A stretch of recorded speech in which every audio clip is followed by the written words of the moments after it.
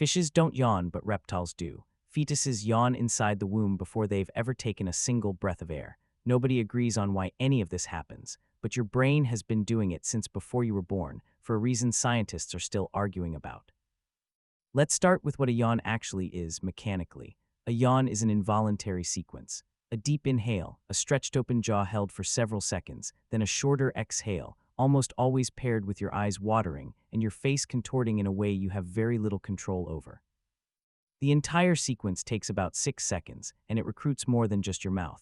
Your diaphragm, your inner ear muscles, your face, and parts of your brainstem all fire together in a single coordinated event. For most of the last century, the leading theory was simple. You yawn because you need more oxygen. Low oxygen in the blood, the theory went, triggers a big inhale to correct it. It's a clean explanation. It's also almost certainly wrong. In 1987, psychologist Robert Proven ran an experiment specifically designed to test the oxygen theory. He had participants breathe air with different oxygen and carbon dioxide concentrations, including air enriched with pure oxygen and air with elevated carbon dioxide, the exact conditions that should trigger more yawning if the oxygen theory were correct. Yawning rates didn't change, not even slightly. Proven's data quietly killed one of the most widely believed explanations in the history of yawning research. So if it's not about oxygen, what is it about? The strongest current theory has to do with your brain's temperature. In 2007, researchers Andrew Gallup and Gordon Gallup Jr. proposed something called the brain cooling hypothesis. Their idea was that a yawn functions like a tiny built-in radiator. The deep inhale of a yawn draws in a large volume of cooler air. That air flows across the sinuses and the roof of the mouth, cooling the blood vessels there. That cooled blood then flows directly toward the brain, and the stretching of the jaw during a yawn increases blood flow to the head even further, essentially flushing your brain with a small burst of cooler blood. The Gallups tested this in a genuinely clever way. They had participants hold either a warm pack or a cold pack against their forehead while watching videos of people yawning, a scenario reliably proven to trigger contagious yawning in most people. Participants holding the cold pack yawned significantly less than the warm pack group. If your brain is already being externally cooled, it apparently has less need to yawn to cool itself. This also explains something that puzzled scientists for years. Yawning follows a predictable daily and seasonal pattern. People yawn more in the morning, right after waking, when brain temperature is naturally elevated from sleep. People yawn more in warm weather than cold weather, and research on yawning frequency across different climates has found the same trend. Yawns spike specifically in temperature ranges where the outside air is cool enough to actually help cool the brain, and drop off in extreme heat when the outside air is too hot to provide any cooling benefit at all. Your yawn isn't random, it's thermostatically triggered. But this still doesn't explain the strangest part of yawning, the part almost everyone has experienced but very few people can explain. Why is it contagious? You've felt this. Someone yawns near you, and within seconds, you're yawning too, even if you weren't remotely tired a moment earlier.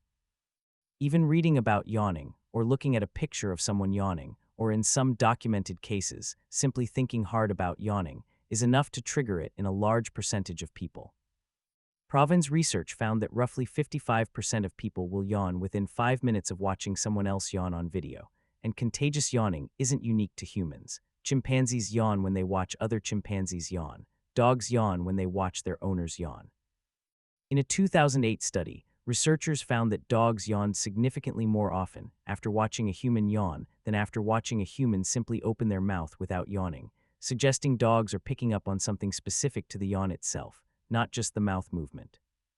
It even works through a screen.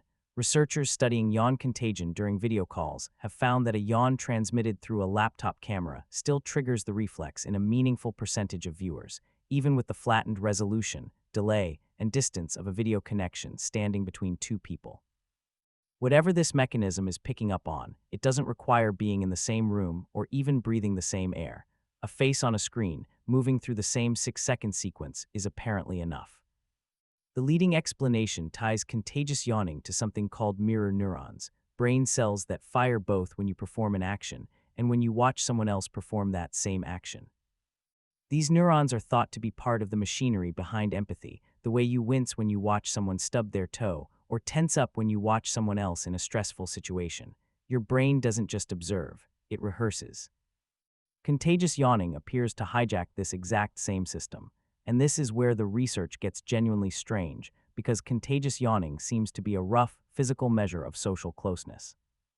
A study led by Elizabeth Norcia and Ivan Palagi in 2011 found that people were significantly more likely to catch a yawn from a close friend or family member than from a stranger.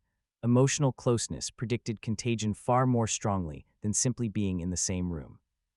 Some researchers have proposed that yawning may have evolved as a primitive social synchronization tool, a way for a group to coordinate arousal states together. If one member of an ancestral group yawned because they were getting tired or their brain was overheating, contagious yawning may have helped the entire group shift into the same state, at the same time useful for coordinating rest or coordinating alertness across an entire tribe without a single word being spoken.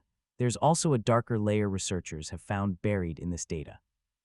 People with certain conditions that affect social bonding and empathy, including some individuals on the autism spectrum and some individuals with schizophrenia, show reduced rates of contagious yawning compared to the general population. This doesn't mean contagious yawning is a diagnostic tool, but it does support the idea that this specific reflex is tangled up with the same neural circuitry responsible for social connection. There's a separate, stranger layer to this too.